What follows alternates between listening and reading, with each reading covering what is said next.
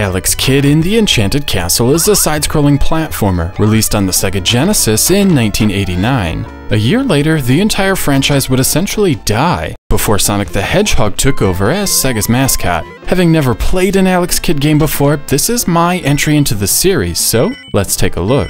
The first thing you'll notice when playing Alex Kidd in the Enchanted Castle are the slippery controls. Alex Kidd likes to carry his momentum, and stopping or changing directions is a bit frustrating at first. After a few playthroughs, I did find the controls to be predictable and precise, but certainly not as tight as something like Sonic or Mario. After coming to grips with the controls, the platforming is fairly straightforward. Your main attack is a punch, which can take out most enemies in just a single hit. You can also do a jump kick, which again takes down foes in just a single kick. The hit detection can be a bit wonky at times, and more than a few deaths can be attributed to this clumsy hit detection. Thankfully, there are checkpoints and quite a few continues, so the issue never becomes too frustrating. There are also plenty of upgrades and power-ups, making the journey much easier. On top of temporary invisibility and a ranged weapon, there is also a sweet bite that slices through obstacles and enemies like a hot knife through butter. Its use can be limited, however, as some stages move up and down rather than left and right.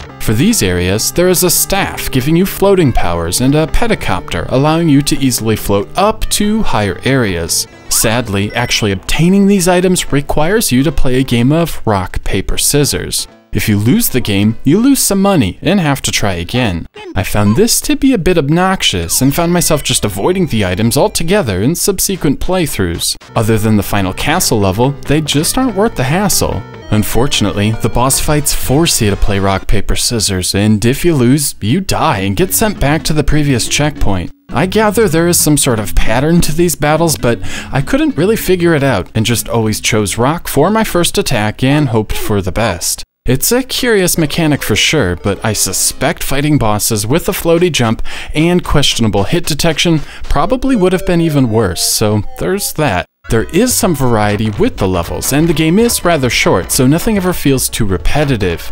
Alex Kidd can punch through many different obstacles, unlocking treasure chests and alternate paths. Even better, if there is nothing blocking the obstacle, it will stick to whatever it touches, allowing you to create some platforms to jump on. Finally, there are some secret areas, encouraging you to jump in suspicious-looking areas to break through the ground. Nothing here is spectacular, but at the same time, it is occasionally clever, especially for something released in 1989. The different level themes are rather generic, like deserts, underwater areas, forests, mountainsides, and of course the Enchanted Castle itself. They each have their own musical themes, but there is an overwhelming sense of blandness, and Alex Kidd in the Enchanted Castle never feels very exciting. Graphically, the game is starting to show its age. There is just a single layer of parallax scrolling, but it does not do a good job adding depth. The clouds are usually in the foreground, for example, and it kinda bugs me. There also seems to be a real lack of colors on the screen. Alex Kidd is bright for sure, but it feels more like a souped-up Master System game than a bona fide 16-bit adventure.